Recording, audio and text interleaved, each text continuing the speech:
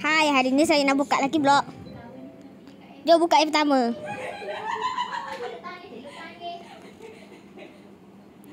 Busuk. Yang kedua pasti busuk. Oh my god, secret. Yay. Dia buka lagi. Buka yang secret juga. Dapat secret lagi. Sekejap, macam ada benda je. Buah naga yang sangat dibenci. Ya.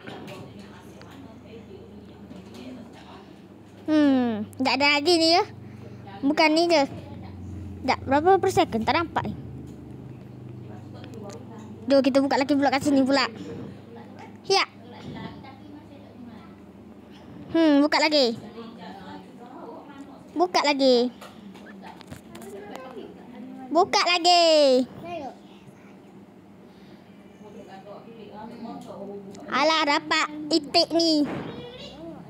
Tak apalah, ni atas lah pula. Wih. Baru. Buka taku lucky block. Ada 2 kat sini. Dapat apa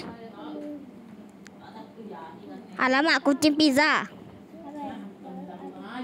Buka lagi. Tengok ni. Dengan kuasa aura farming saya akan mendapatkan yang mahal.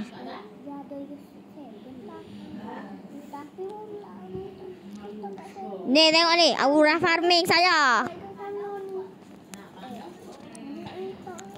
Wow, no 6-7. Yay. Jom kita cari bapaknya. Buka yang ni. Jom buka yang ni. Buka yang ni. Ha, keluarkan 6-7. Hiya. Lah, dapat bola pula.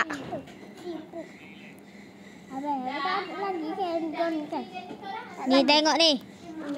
Lost 6-7. Inilah namanya Raja Aura Farming. Dapat juga banyak secret kat sini.